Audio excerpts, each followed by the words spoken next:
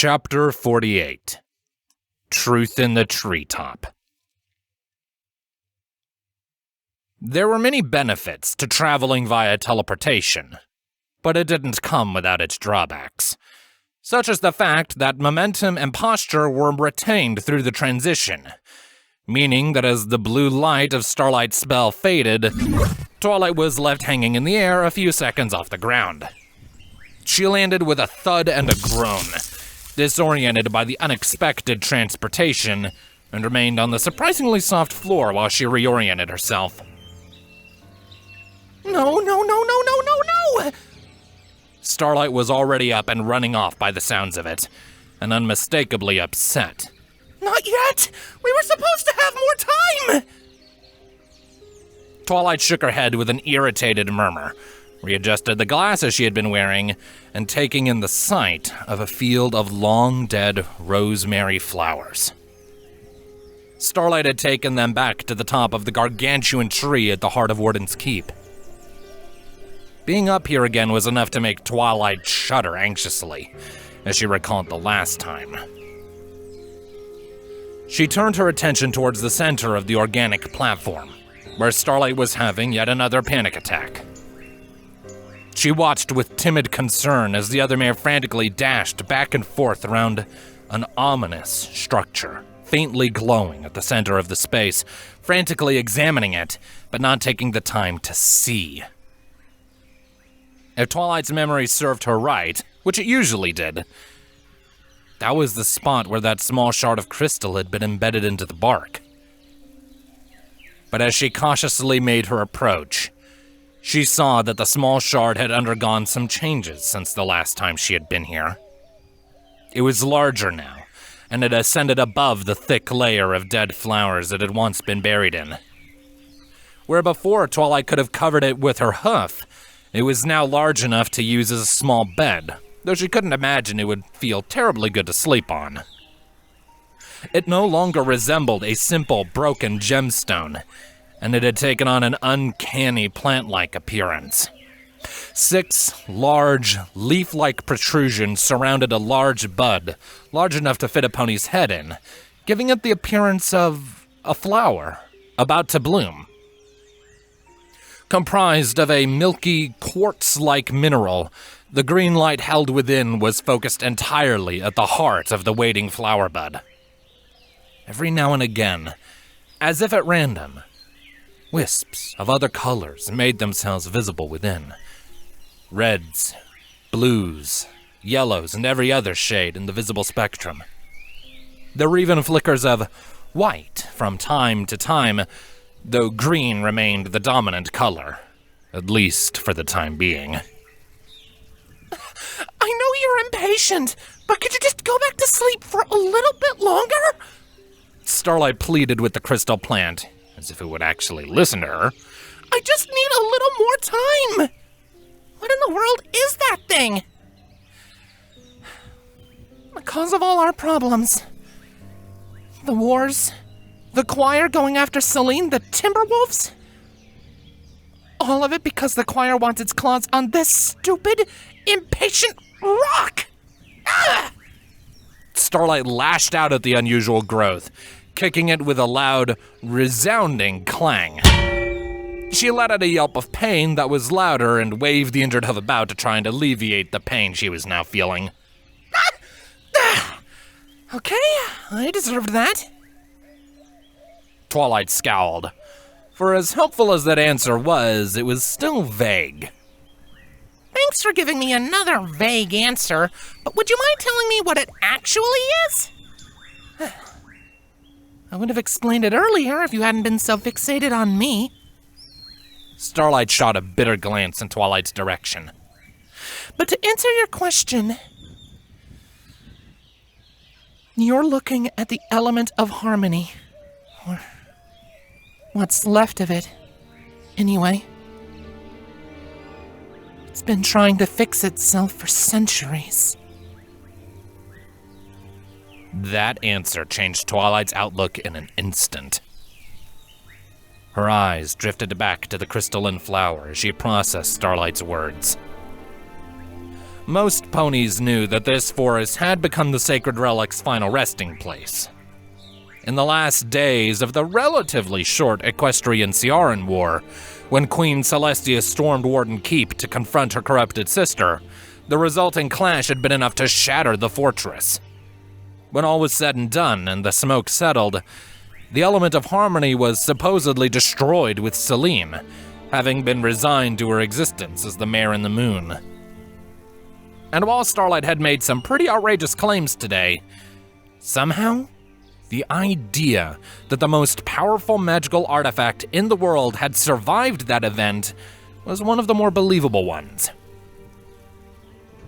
The train of thought was shaken out of her head as another tremor shook the whole tree, the crystal bud's light growing and decreasing as the event came and went. If one were looking close enough, they would have seen it grow, even if only by a fraction of an inch. And as you can see, it doesn't want to be broken anymore. Starlight managed to stammer out as she fought to maintain her balance. Probably because of that little travel charm you have. Taking the cue, Twilight's first thought was to pull out the artifact in question. Much like it had the first time Twilight came up here, the gem embedded in the amulet was glowing brighter than usual, though it was far from blinding this time around. The bizarre ringing sound was also back, and also far less prevalent than before. Yep, that's the one. Good thing you brought that. We're gonna need it. While the panic in Starlight's voice had toned down into a quiet anxiety, she took Nocta's book out in a feverish search of something. Okay.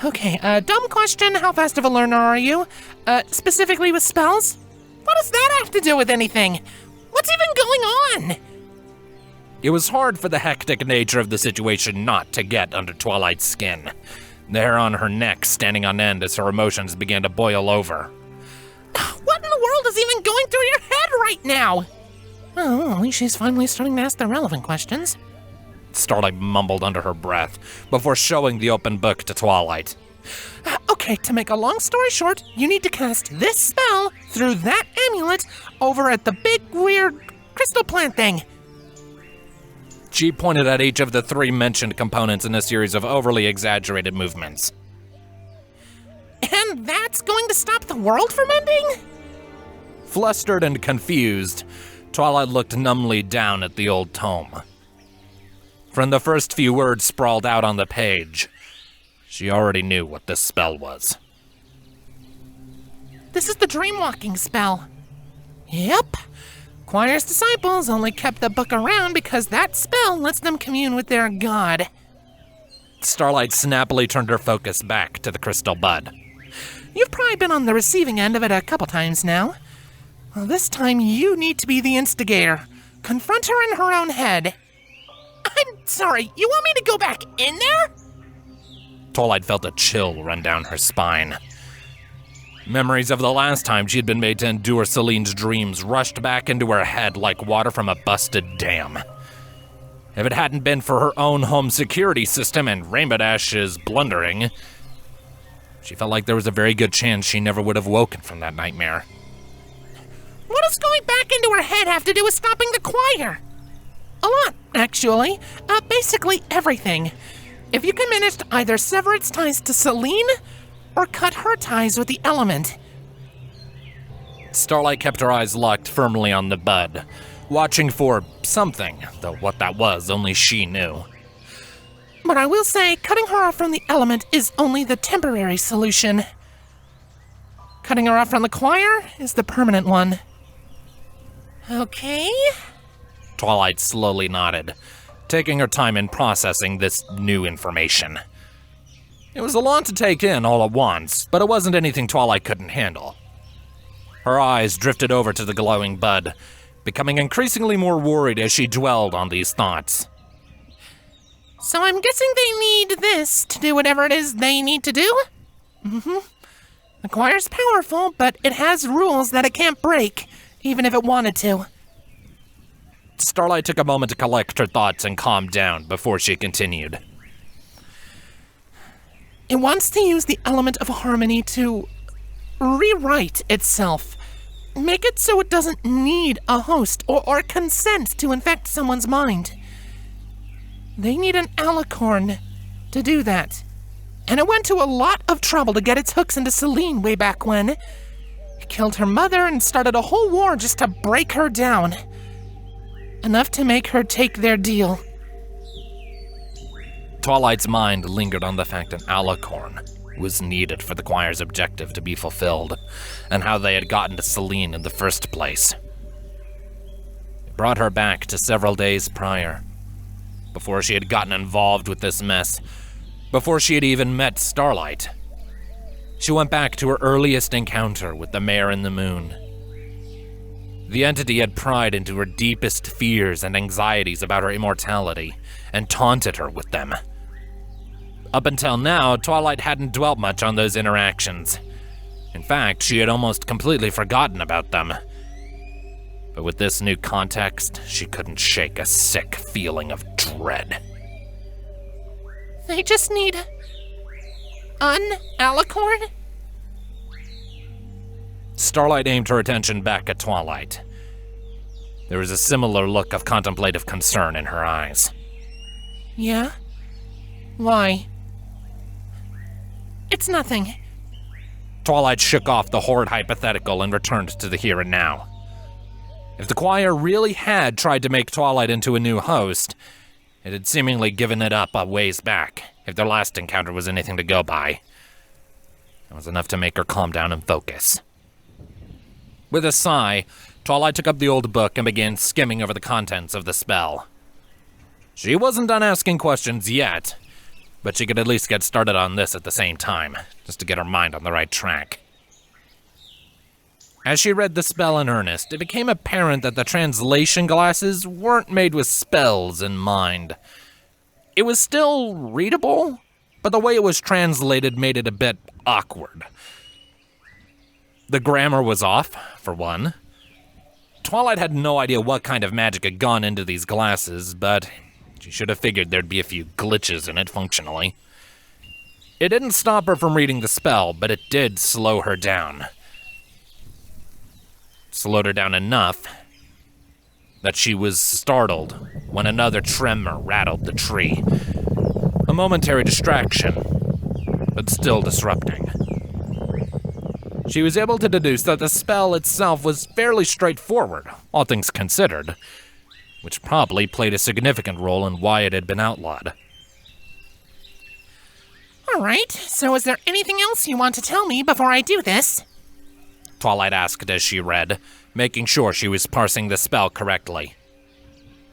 Doing this is probably going to cause as many problems as it fixes, Starlight solemnly answered. There's a lot of moving parts to this whole mess. I'm not even sure if this will work in the first place. Well, that wasn't reassuring at all. What kind of problems? Unless you can separate Celine from the choir, you're going to accelerate her return, which is something that you'll have to deal with. Somehow Twilight knew that this wouldn't be as easy as Starlight had been making it sound, and the confirmation that there were going to be further hardships to come was oddly satisfying. And what about you? What about me? You're not done explaining everything. No. I suppose I'm not. There was a moment of chilled silence before Starlight continued. Look, can I ask that you wait until this is all said and done? I'll need time to collect my thoughts. Nice try, but I'm going to be unconscious while I'm rummaging around in that mare's head. Twilight raised a brow as she closed the short distance between them. How do I know you won't just run off? You don't. The hesitation was damning, but at least she was honest about it. And I'm going to guess that there isn't much I can say to make you believe I'll actually come back? Not really, no. Twilight changed her expression to a bitter scowl. You can't just start the story you did and not finish it. In fairness, I didn't want to tell you in the first place. That got under Twilight's skin more than it probably should have, and she snorted with fury before she retaliated. In fairness, I'm owed an explanation for how and why you've been stalking me. To Twilight's surprise, instead of being given an answer, or in all likelihood another excuse, Starlight just looked at her with this blank expression. It was as if the life just drained out of her eyes. It was like the first time they had met, when she had just gawked at Twilight. The silence dragged on, and Twilight could see the sorrow in Starlight's expression. Her wide eyes drooped as her brow contorted with emotion, her lips parting slightly as tiny half-gasps escaped. It sounded like she was trying to say something, but the words were caught in her throat. It cooled Twilight's frustration into concern. Finally, after several seconds, quieter than a whisper, Starlight finally choked out the words. You talk just like her. Once again, Starlight's words only brought more questions. But before Twilight could ask for clarification, another outburst from the broken element of harmony interrupted them.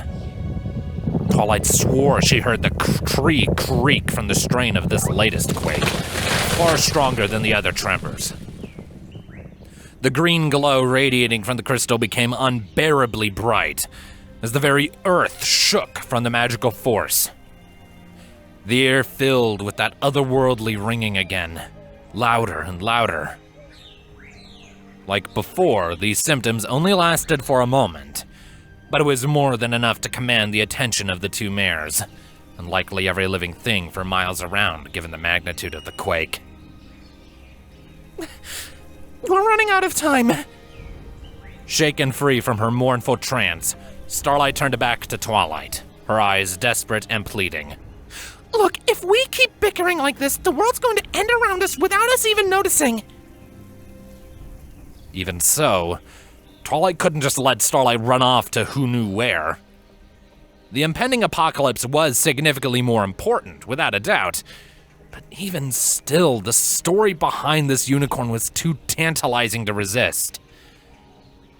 There was no way to deny it. Twilight was obsessed with the story this mare had spun. Whether it was real or not, it demanded investigation. But in the end, she had to admit that this desire was her personal vice and nothing more. The truth would mean little if she had to let the world end to get it. Twilight bit down hard on her lower lip and growled to vent her frustration before throwing her head back. A moment later, her eyes were back on Starlight, burning with pent-up malice. Fine. You win. I'll stop the choir, save the world, and put history back on the right course for you. Twilight's voice was blunt.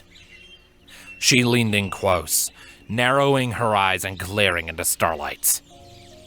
But when this is all said and done, you are going to tell me everything. Beginning, middle, and end. Understood? That was the first, and probably the last answer Starlight had given that Twilight actually liked.